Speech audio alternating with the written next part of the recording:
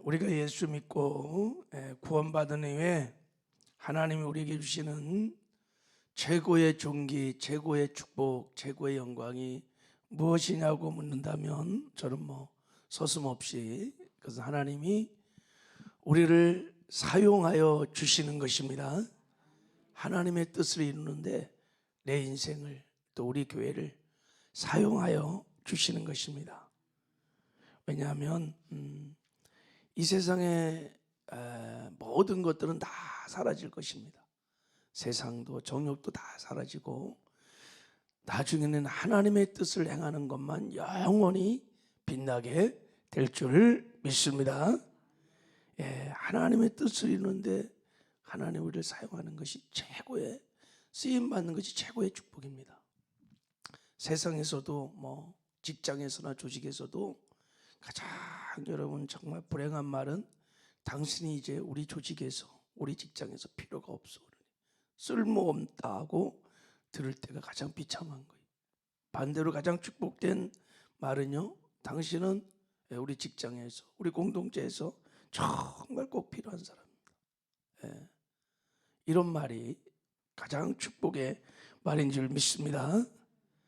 사람은 어디서 누군가가 쓰임을 받을 때 그때 존재의 가치가 높아지고 그때 비로소 행복합니다. 세상에서도 이럴진데 하나님 앞에 인정받고 하나님께 쓰임받는 것이 얼마나 복되고 행복한 삶인지 모릅니다. 그때 인생들은 최고의 행복과 만족을 이룰 수 있습니다. 하나님이 다윗을 바라보시고 내 마음에 합한 자다. 내 마음에 썩 든다는 거예요.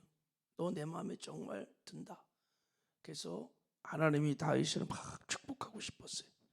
그때 다윗을 축복한 게 뭐냐면 이제부터 나의 뜻을 너를 통하여 이루어 주리라 하고 그 존귀와 영광을 다윗에게 부어 주셨어요. 그때부터 다윗이 하나님과 함께 하시면서 이제 정말 하나님의 뜻으로 가는 죽을 때까지 존귀를 누리며 살았습니다. 자, 그래서 우리가 늘 궁금한 게 뭐냐면 하나님은 어떤 사람을 사용하시는 걸까?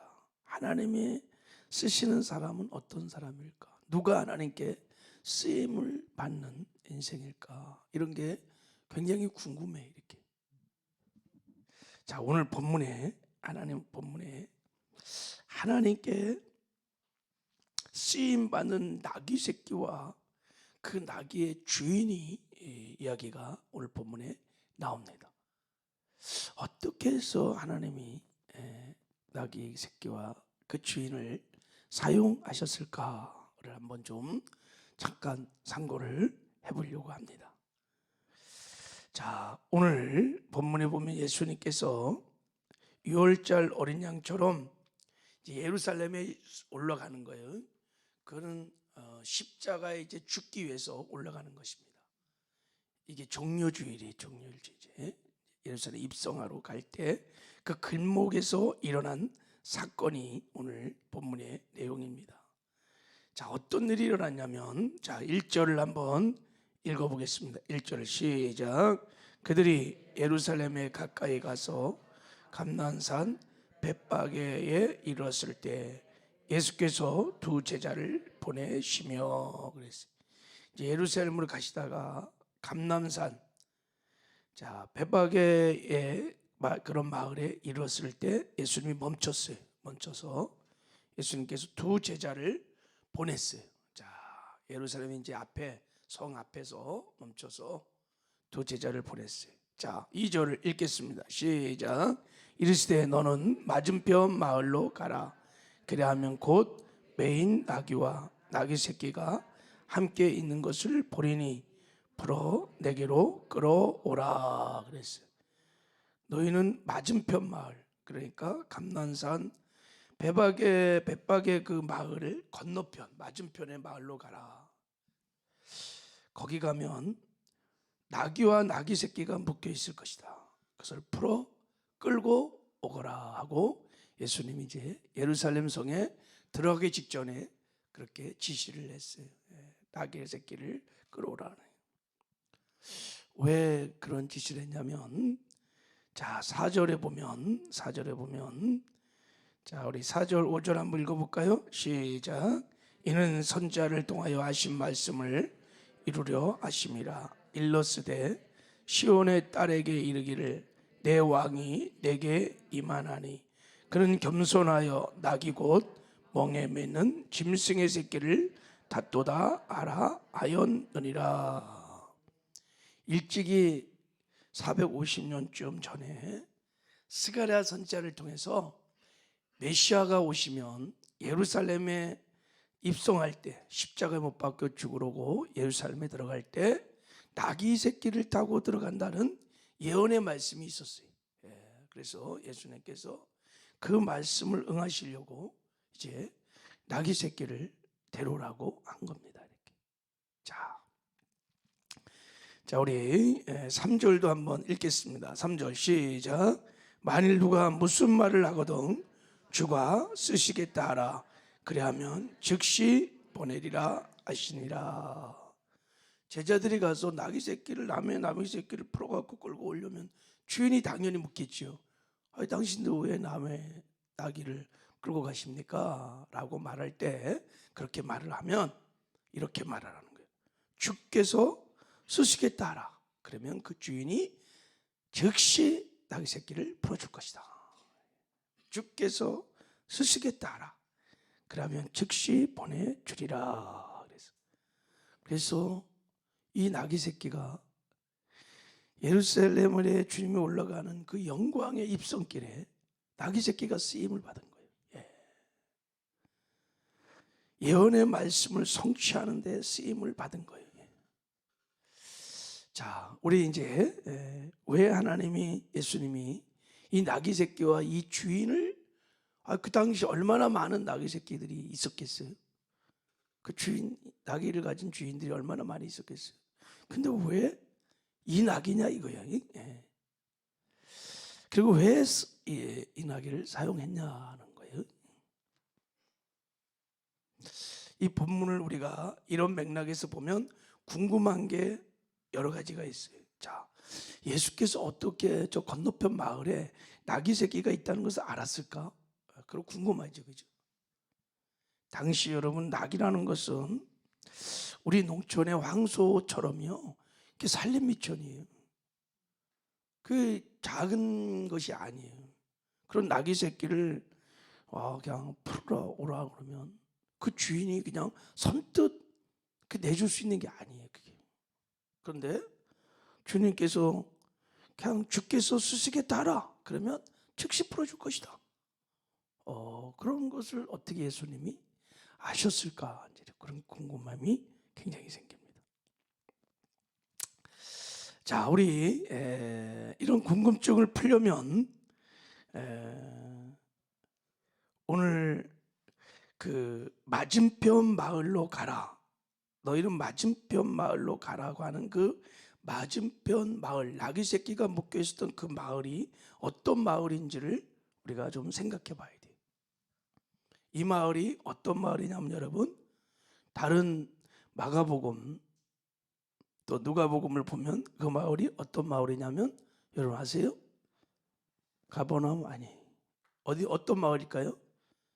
그러니까 감난산 백개배 맞은편 마을이 어디냐면 베다니예요. 베다니 마을입니다. 그럼 이제 우리가 답을 금방 할 수 있어요.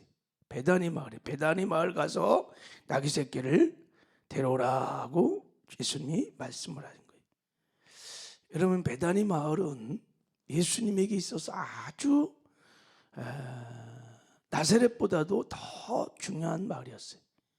예수님이 예루살렘에 올 때마다 예루살렘에서 한 번도 주무셨다고 한 기록이 없습니다. 언제나 베다니에서 주무셨습니다.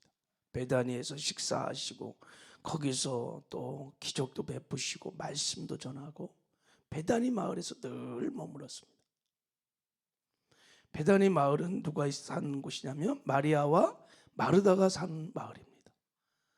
오빠 나사로가 죽었을 때 베다니에서 예수님이 오빠 죽은 자를 살리는, 죽은 자를 일으키는 기적도 베다니 마을에서 했습니다.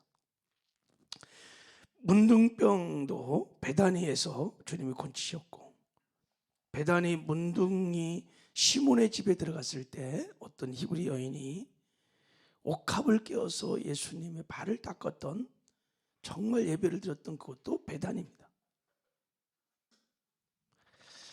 나중에 예수님이요, 부활 승천하기 전에 베다니 마을에 가서 그 마을 사람들을 축복하고, 누가복음 24장에 보면 베다니 사람들을 축복한 다음에 하늘로 승천합니다.